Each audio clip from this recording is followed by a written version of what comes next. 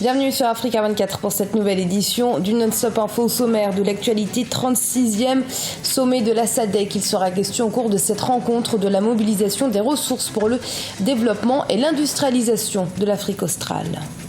Le tabac tue chaque année des millions de personnes, mais fumer n'est pas interdit. Mais pour limiter le nombre de fumeurs et les conséquences néfastes du tabac sur la santé, des lois strictes et propres à chaque pays sont adoptées. C'est ce que demandent aujourd'hui les organisations béninoises de la société civile. Et de jeunes Éthiopiens tentent de maintenir en vie le festival Boué, une fête traditionnelle au cours de laquelle les aînés sont chantés et célébrés, mais qui est en voie de disparition depuis quelques années. Mais tout d'abord, la compilation des résultats du scrutin de ce samedi 27 août se poursuit au Gabon. La CENAP, la Commission électorale nationale autonome et permanente, devrait proclamer ce mardi les résultats provisoires de l'élection présidentielle qui seront ensuite validés par la Cour constitutionnelle. Une proclamation que vous fera vivre Africa 24 à 16h GMT, 17h heure locale en direct de Libreville. Le 36e sommet des chefs d'État et de gouvernement de la communauté de développement d'Afrique australe se tient à partir de ce 30 août à Mbabane, au Swaziland. Au cours de cette rencontre, les pays membres prévoient de renouveler leur engagement dans la mobilisation des ressources en vue de l'industrialisation de la sous-région. C'est un sujet de Deo Gracias-Kodo. Après la rencontre de Gaborone au Botswana, le 36e sommet ordinaire des chefs d'État et de gouvernement de la communauté de développement de l'Afrique australe, SADC, se tiendra les 30 et 31 août 2016 à Mbabane, capitale du Swaziland. Placé sous le signe de la mobilisation de ressources pour les investissements dans les infrastructures et pour une industrialisation inclusive et prospère de la région, ce sommet permettra de réévaluer les projets de développement en cours et en perspective au niveau des États membres.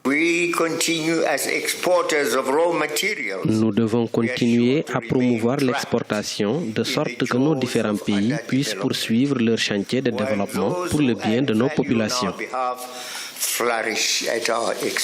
À Mbabane, les chefs d'État et de gouvernement de la SADC tenteront surtout de mobiliser les financements nécessaires pour la réalisation de leur programme d'industrialisation. Dans cette région du continent, les États ont différents niveaux de développement et la question de la réalisation d'infrastructures fait fréquemment l'objet de discussions. Ces pays se sont donc engagés à atteindre leurs objectifs d'industrialisation au-delà des autres enjeux relatifs à l'intégration économique. Nous essayons de nous soutenir entre États membres comme en témoignent les échanges que nous avons avec la République démocratique du Congo. Si nous travaillons ensemble et nous consolidons ces acquis, nous atteindrons nos objectifs. Le 36e sommet des chefs d'État et de gouvernement de la SADC se tiendra sous l'égide du président entrant, Sa Majesté le roi Mswati III de Swaziland. La communauté de développement de l'Afrique australe regroupe l'Angola, l'Afrique du Sud, le Botswana, la République démocratique du Congo, Madagascar ou encore le Zimbabwe. En Libye, 1 millier de soldats des forces du gouvernement d'union nationale sont entrés dans les 2 derniers quartiers de la ville de Sirte, encore contrôlés par les terroristes de Daesh. L'objectif étant de les chasser définitivement de cette ville considérée comme le bastion de l'État islamique en Libye et le 3e fief du groupuscule après Raqqa en Syrie et Mossoul en Irak. Le point avec Mélina Bokassa. Sirte a 2 quartiers de la libération finale. Ce dimanche, quelques 1000 soldats ont été mobilisés afin d'expulser totalement les djihadistes présents dans la ville de Sirte. Ils ne tiennent plus que 2 quartiers de la ville côtière à l'est de Tripoli, en grande partie reprise par les forces du gouvernement d'union nationale depuis le début du mois de juin 2016. Nos forces sont entrées dans les 2 derniers quartiers de Daesh à Sirte. L'ultime bataille de Sirte a commencé. Dans cette bataille, 21 cas de décès et 120 blessés ont déjà été annoncés. Et pour se défendre, les soldats loyalistes utiliseraient toutes sortes d'armements, notamment de l'artillerie lourde, afin d'évincer définitivement les djihadistes qui, eux, ont lancé plusieurs voitures à la bombe piégée en retour. C'est une situation très déstabilisatrice que vit aujourd'hui la Libye depuis la chute de Muammar Kadhafi le 20 octobre 2011. Et donc, depuis, nous avons le mouvement État islamique qui se structure et qui occupe des parties importantes de la Libye, notamment Sirte.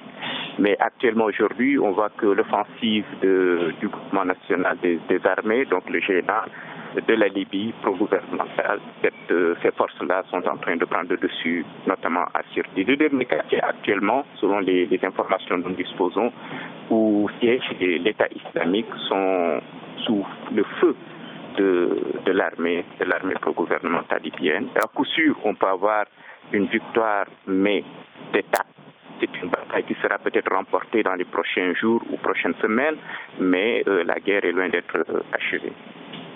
La reprise totale de la ville, située à 450 km à l'est de Tripoli, représenterait une véritable défaite pour l'État islamique qui en avait pris le contrôle depuis juin 2015. L'organisation djihadiste en avait fait la base même de son expansion en dehors de la Syrie et de l'Irak. Et reprise ce mardi 30 août du procès conjoint de l'ancien président ivoirien Laurent Gbagbo et de son ex-ministre de la Jeunesse Charles Blé Goudé à la Cour pénale internationale de La Haye, et ce après 2 mois de suspension. Les 2 hommes sont poursuivis pour leur responsabilité présumée dans la crise post-électorale de 2010-2011 en Côte d'Ivoire. Une loi anti-tabac, c'est ce pourquoi plaident les organisations de la société civile au Bénin. Elles estiment en effet que sans une législation claire et contraignante, la cigarette continuera de faire autant de ravages. Reportage de notre correspondant Leftionou. Au Bénin, le vote d'une loi anti-tabac est remis au goût du jour par des organisations de la société civile. Le pays a ratifié en novembre 2005 la convention cadre de l'OMS pour la lutte anti-tabac. Mais les autorités n'ont pas encore finalisé la relecture de cette loi anti-tabac en vertu de cette convention. Cette lenteur administrative associée à la forte pénétration des industries du tabac sur le marché africain favorise de plus en plus la commercialisation et la consommation des produits dérivés du tabac. Au regard des faiblesses de la législation actuelle, plusieurs organisations de la société civile béninoise ont entamé depuis 5 ans des démarches pour le vote d'une loi anti-tabac sans succès. Regroupées au sein d'une plateforme dénommée Alt Tabagisme Bénin, elles appellent les autorités publiques, notamment le gouvernement actuel et le Parlement, à accélérer le processus d'adoption de la nouvelle loi anti-tabac au Bénin. Nous attendons qu'après les travaux du Parlement, que le président de la République, comme ça a été stipulé dans notre loi fondamentale, que dans les 15 jours qui vont suivre, le texte soit promulgué.